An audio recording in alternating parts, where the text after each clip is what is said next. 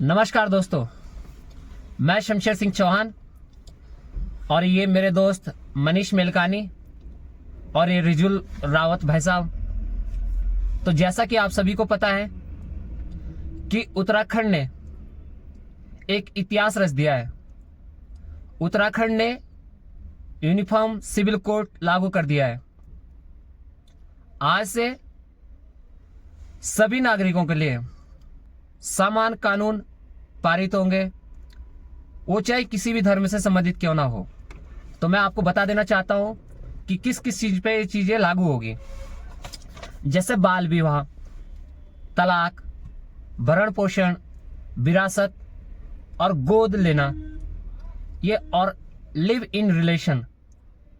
ध्यान से सुने, लिव इन रिलेशन। ये जो हमारे संविधान निर्माता है डॉक्टर भीमराव अंबेडकर, उन्होंने भी यूनिफॉर्म सिविल कोड का समर्थन किया है। और संविधान के आर्टिकल 44 में यह साफ साफ वर्णित है कि राज्य को यह अधिकार है कि वो अपने राज्य में सभी नागरिकों के लिए, वो चाहे किसी भी जाति संप्रदाय से क्यों ना हो, सभी के लिए एक समान कानून बनाने की व्यवस्था करें। ये राज्य के ऊपर छोड़ दिया है। यूनिफॉर्म सिविल कोड के नुकसान क्या हो सकते हैं? कुछ राजनेता लोग, कुछ कट्टरपंथी, कुछ धर्म के ठेकेदार और कुछ ऐसी ताकतें जो भारत को बदनाम करना चाहते हैं, भारत को नुकसान पहुंचाना चाहते हैं, वो इसका मिसयूज कर सकते हैं। अब मिसयूज कैसे कर सकते हैं, आप इस बात को समझ सकते हैं। इससे धार्मिक संप्रदाय प्रतिरोध कर सकता है।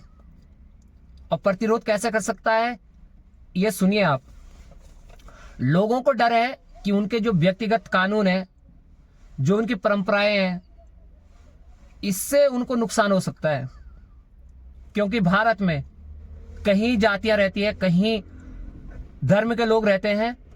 तो जो धर्म के ठेकेदार अपने को बोलते हैं, जिनका दूर दूर तक किसी गरीब से, किसी धर्म से कोई लेना देना नहीं है, वो अपनी पॉलिटिक्स चमकाने के लिए, अपना राजनीतिक फायदा उठाने के लिए लोगों का मिसयूज कर सकते हैं।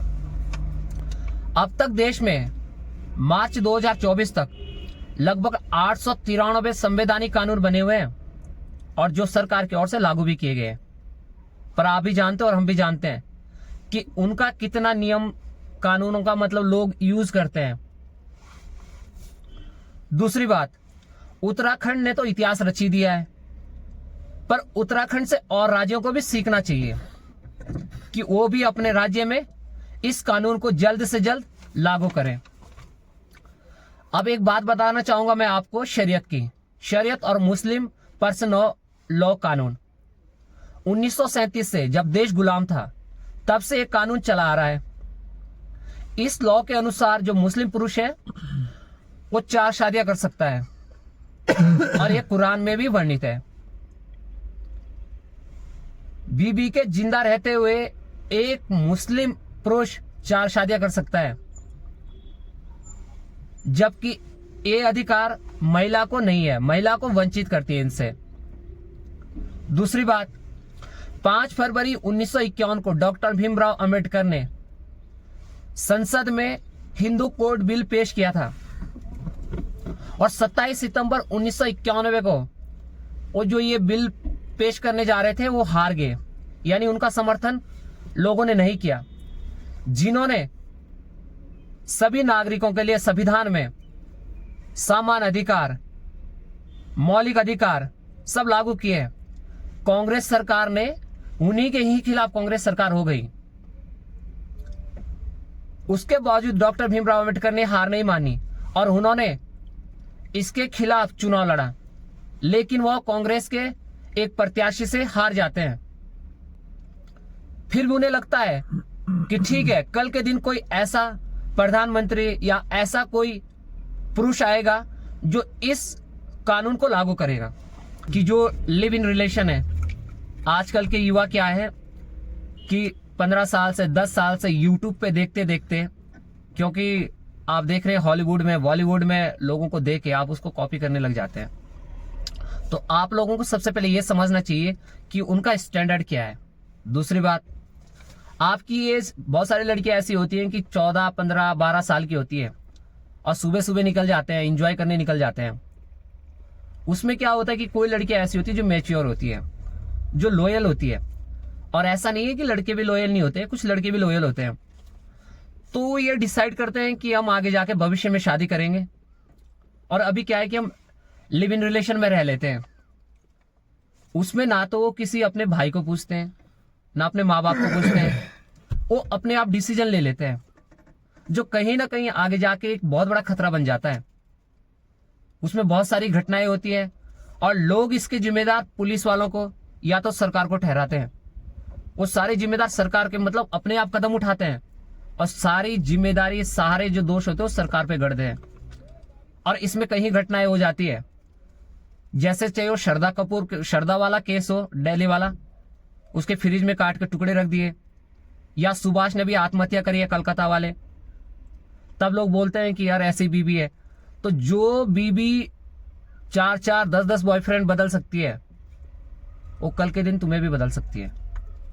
तो इसलिए अगर आप शादी करो, लविंग रिलेशन में रह रहे हो, तो जो ये कानून बनाया गवर्नमेंट ने, तो कोर्ट से ये कुछ सोच समझ के बनाया है और इसके लिए कोर्ट की अनुमति ली गई है।